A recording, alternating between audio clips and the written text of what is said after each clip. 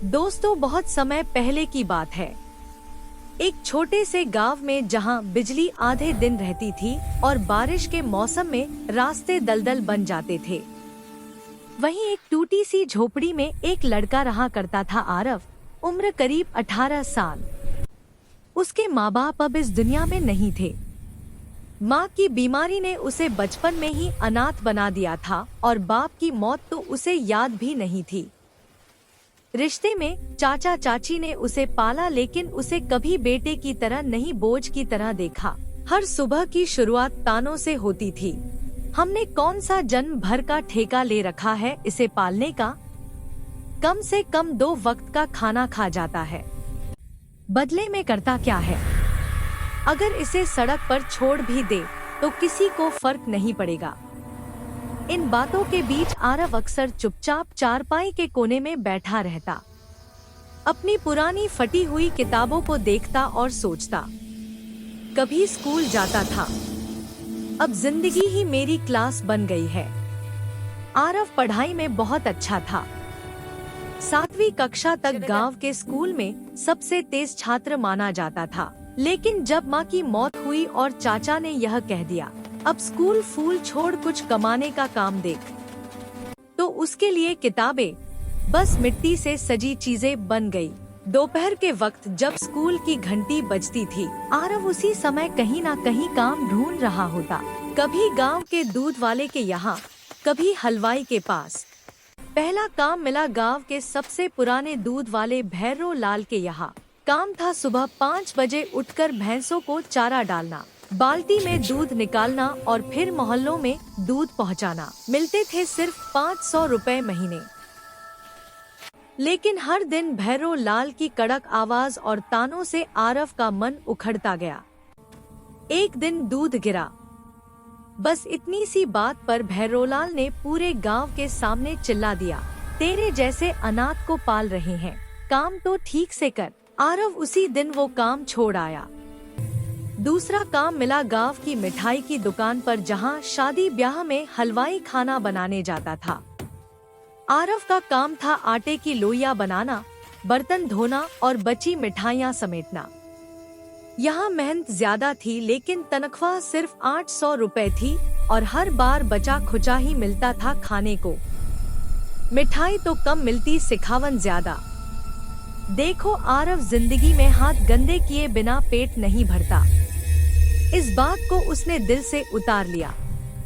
लेकिन सर्दियों की एक रात जब काम करते करते उसकी उंगलियां सूज गई और हलवाई ने गर्म देगची उसके हाथ पर रख दी, तो उसने सोच लिया, इज्जत नहीं मिले तो मजदूरी भी बोझ बन जाती है।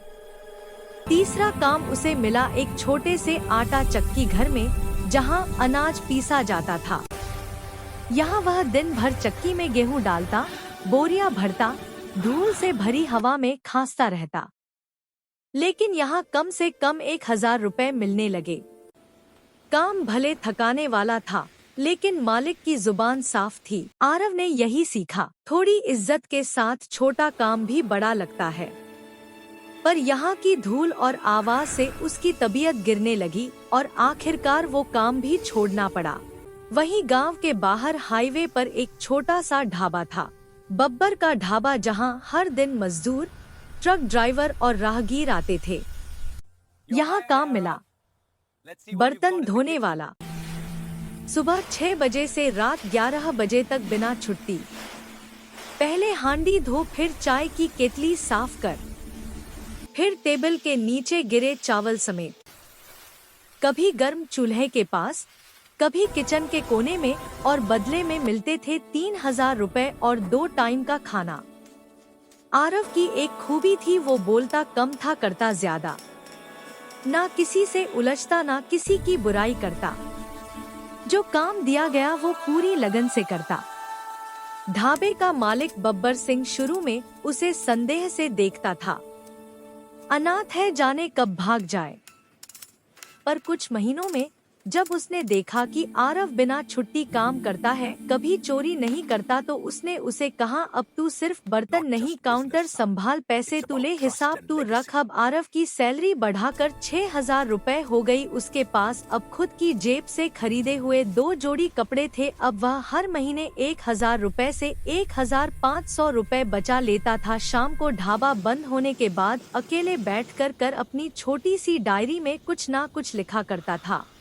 आज भी बिना गलती के दिन निकला।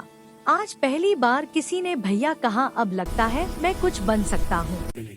चाचा चाची का व्यवहार अब भी वैसा ही था। जब वो महीने के आखिर में घर आता और 500 रुपए उनके हाथ में देता तो वह कहते, अरे 500 लाकर राजा बन रहा है क्या? लेकिन आरव ने अब अपने लक्ष्य तय कर लिए थे। अब वो किसी के तानों से नहीं हिलता। उसे अब सिर्फ एक चीज दिखती थी, आजादी। आजादी उस दिन की जब वो किसी का मोहताज ना हो, ना चाचा चाची का, ना समाज की नजर का, ना तानों का, सिर्फ अपने कर्म का। अब आरव हर दिन सुबह सूरज से पहले उठता, ढाबे पहुंचता, ग्राहकों को नमस्ते बोलता, खुद ही चाय बनाता, हिसाब रखता और हर शाम अपनी कमाई में से थोड़ा थोड़ा जमा करता। उसकी आंखों में कोई सपना नहीं था, बस जीत थी। अब बब्बर सिंह का ढाबा उसके भरोसे पर चलने लगा था। दिन में ग्राहकों की आवाजों के बीच और रात में चुपचाप अपने कमरे में बैठकर वो एक बात हर दिन सोचता, जब तक खुद की जिंदगी सीधी नहीं करूँगा, तब तक दूसरों को सीधा रास्ता कैसे दिखा सकता हूँ। गांव के किनारे एक पेड़ के नीचे उसकी पुरानी झोपड़ी थी। छप्पर टपकता था, दीवारें गारे की जगह अब दरारों से भरी थी और वो फटी हुई चारपाई जिससे हर रात उसकी पीठ में दर्द हो जाता। एक दिन जब बारिश हुई और छप्पर से टपकता पानी उसके खाने की थाली में गिरा, तो उसने उसी पल खुद से वादा किया, अब सबसे पहले अपना घर सही करूँगा। सिर के ऊपर टपकती छत नहीं, टिकती हुई छाव होनी चाहिए।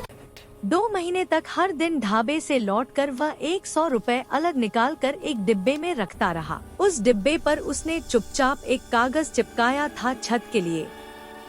जब 2,000 रुपए इकट्ठे हो गए तो वह गांव के लोहा व्यापारी के पास गया और 2 पुरानी 3 की चादरें खरीदी। खुद ही हाथ में हथौड़ी ली, चाचा की पुरानी सीढ़ी उठाई और एक एक कील ठोककर छत को ढक दिया। जब बारिश फिर हुई तो पहली बार उसके बिस्तर के पास पानी की बूंद नहीं गिरी। उसी रात वो पहली बार चैन से सोया। अब दीवारों की बारी थी।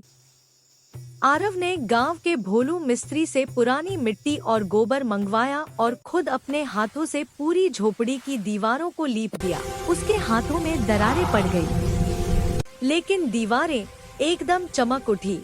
अगले महीने की तनख्वाह से उसने एक पुराना पलंग खरीदा। लकड़ी थोड़ी खड़खड़ाती थी, लेकिन चारपाई से 1000 गुना बेहतर थी। अब उसकी पीठ की तकलीफ कम होने लगी थी। गांव में बिजली अक्सर रात को ही आती थी, लेकिन आरव ने सोचा, अगर अंधेरे में भी मैं सपना देख सकता हूँ, तो रोशनी में तो और भी देख सकूंगा। ढाबे से लौटते हुए वो एक दिन पुराने इलेक्ट्रॉनिक की दुकान गया और 100 रुपए में एक पुराना बल्ब और 500 रुपए में एक छोटा टेबल फैन खरीद लाया। झोपड़ी की एक दीवार पर बल्ब लगवाया और पंखा पलंग के पास रखा। अब वो रात को पसीने में भीगता नहीं था और अंधेरे से डरता नहीं था। आरव एक शाम ढाबे के बाहर बैठा था। गर्मियों की धूप उतर चुकी थी, लेकिन उसके अंदर एक और आग चल रही थी। वो अपने टिफिन का ढक्कन बंद करते हुए बब्बर सिंह से बोला, बब्बर भैया एक बात पूछूं? बब्बर हाँ बोल, क्या बात है आरव? आपने कभी सोचा था कि खुद का ढाबा खोलेंगे? बब्बर मुस्कुराया, पहले दूसरों के लिए काम किया, फिर जब पाँव मजबूत हुए तो खुद की ईंट रखी। बस वहीं से आरव के दिमाग में बीज पड़ा। अब उसे किसी के लिए काम नहीं करना था, अब उसे अपना बनाना था। गांव के पुराने बस स्टैंड के पास एक टूटी सी दुकान कई सालों से बंद पड़ी थी। ईंटें झड़ चुकी थी, दरवाजा जय खा चुका था और अंदर धूल भरी दीवारों पर मकड़ियां जाले बना चुकी थी। लेकिन आरव की नजर उसमें सिर्फ एक चीज दिख रही थी, संभावना एक दिन सुबह सुबह वो दुकान के मालिक मोहन काका के पास गया। काका, आपकी दुकान बंद पड़ी है, मैं वहाँ छोटा सा नाश्ते का ठेला जमाना चाहता हूँ। चाय, समोसा, छोले पूरी, किराया कम रखिएगा, मैं सफाई खुद कर लूँगा।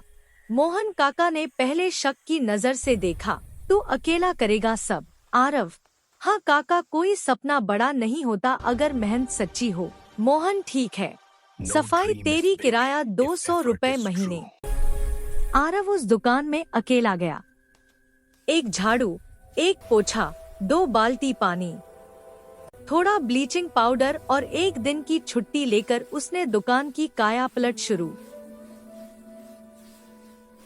मकड़ी के जाले हटाए, दीवारें साफ की, पुरानी लकड़ी की मीट्स को रगड़ कर धोया, बेंच और स्टूल खुद बनवाए और एक छोटा तवा व गैस सिलेंडर भी किराए पर लिया। अब उसका सपना बस एक दिन दूर था। अगली सुबह से दुकान खुलने वाली थी। आरव ने दुकान का कोई नाम नहीं रखा था।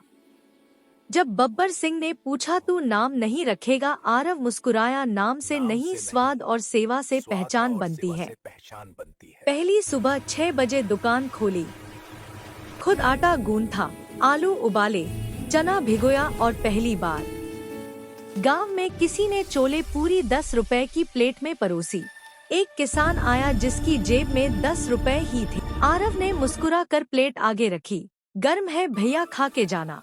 किसान बोला, इतनी गर्म पूरी तो मैंने कस्बे में भी नहीं खाई। और उसी शाम वो 3 और लोगों को लेकर आया। पहले दिन की कमाई 300 रुपए हुई। आरव ने 100 रुपए खर्च निकाले, 200 रुपए बचाए। रात को बल्ब की रोशनी में बैठकर उसने अपनी वही डायरी खोली और लिखा, आज मैं किसी के नीचे नहीं, अपने दम पर खड़ा हूँ। अब आरव की दुकान को खुलकर 1 महीना हो चुका था। पहले दिन की 300 रुपए कमाई अब बढ़कर रोजाना 400 से 500 रुपए तक पहुंच चुकी थी। बस स्टैंड के पास उसकी दुकान अब रोज सुबह 6 बजे से ही ग्राहकों से भरने लगती थी। आरव रोज सुबह सबसे पहले दुकान पहुंचता, हाथ धोकर चोले चढ़ाता, आटा गूंथता और भुजिया के मसाले खुद पीसता। ना कोई नौकर, ना कोई हेल्पर, हर चीज उसके अपने हाथ की होती थी। गांव वाले कहते, आरव के चोले पूरी में स्वाद नहीं, उसका सच्चापन घुला होता है। लोग दूर दूर से उसकी दुकान पर आने लगे। बस ड्राइवर, किसान, दिहाड़ी मजदूर सब जानते थे, यहाँ स्वाद के साथ इज्जत भी मिलती है। आरव ने शुरू से ही एक बात ठान रखी थी, मेरे खाने में साफ सफाई भी दिखे और व्यवहार में नम्रता भी। हर ग्राहक को भैया, काका या बहन जी कहकर बुलाता। खाने के बाद खुद टेबल साफ करता। बचे हुए पैसों में से झाड़ू, डिटर्जेंट और कपड़ा खरीद कर रोज दुकान चमकाता। बस स्टैंड से थोड़ा दूर गांव का सरकारी स्कूल था।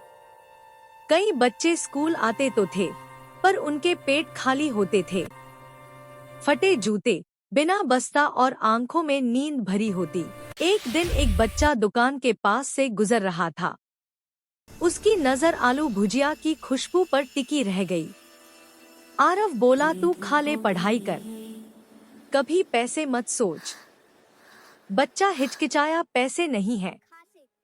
आरव मुस्कुरा कर बोला, कहा ना, तू बस खा, पढ़ना बंद मत करना। उस दिन से रोज 2 से 3 बच्चे स्कूल जाते वक्त उसके यहाँ रुकते। कभी पूरी, कभी भुजिया, कभी गुड़ चावल की खिचड़ी। आरव सब चुपचाप देता, बिना किसी नाम या तस्वीर के। 4 से 5 महीने में उसकी दुकान ने पकड़ बना ली थी। अब उसकी रोज की कमाई 5,600 और महीने की 12 से 13,000 तक होने लगी थी। अब वह जरूरत भर से ज्यादा कमा रहा था। लेकिन अपने लिए उसने कोई नया मोबाइल नहीं लिया, ना ही कपड़े बदले, बस पुराने को अच्छे से धोता रहा। उसने कहा, जिंदगी को सजाना है, दिखाना नहीं। हर महीने की कमाई में से 1,500 रुपए वो 2 गरीब बच्चों की स्कूल फीस में लगाता था। उनकी कॉपी, किताबें और यूनिफॉर्म के लिए खुद बाजार जाकर खरीदारी करता। उन बच्चों के माँ बाप मजदूरी करते थे। वो पूछते कौन मदद करता है, तो स्कूल के मास्टर सिर्फ इतना कहते, एक आदमी है जो चाहता है कि बच्चे पढ़े, नाम नहीं बताया, और आरव हमेशा वही करता जो बिना शोर के किया जाए। एक दिन स्कूल में वार्षिक उत्सव हुआ। प्रधानाध्यापक मन से बोले, इन 2 छात्रों की फीस, किताबें और खाना किसी ऐसे व्यक्ति ने दिया है जो कभी खुद स्कूल के बाहर खाली पेट खड़ा रहता था। पूरा गांव तालियां बजा रहा था। आरव दूर खड़ा था, अपनी दुकान पर आलू तल रहा था। एक बच्चा दौड़कर आया और बोला, भैया आप ही हो ना जिन्होंने मेरी फीस भरी। आरव मुस्कुराया, सिर्फ इतना बोला, खाना गर्म है, पहले खा ले, बातें बाद में। दोस्तों, सच्चाई, मेहनत और बिना दिखावे की सेवा, यही वो नींद है जिस पर एक सच्चा इंसान खड़ा होता है। आरव ने हमें सिखाया कि हालात चाहे जैसे भी हो, दोस्तों, अगर इरादा नेक हो तो इंसान ना सिर्फ अपनी जिंदगी बदल सकता है बल्कि समाज के लिए भी रोशनी बन सकता है। दोस्तों, अगर आपको आरव की यह कहानी दिल से छू गई हो तो इस वीडियो को जरूर लाइक करें। ऐसी और प्रेरणादायक कहानियों के लिए को सब्सक्राइब करें।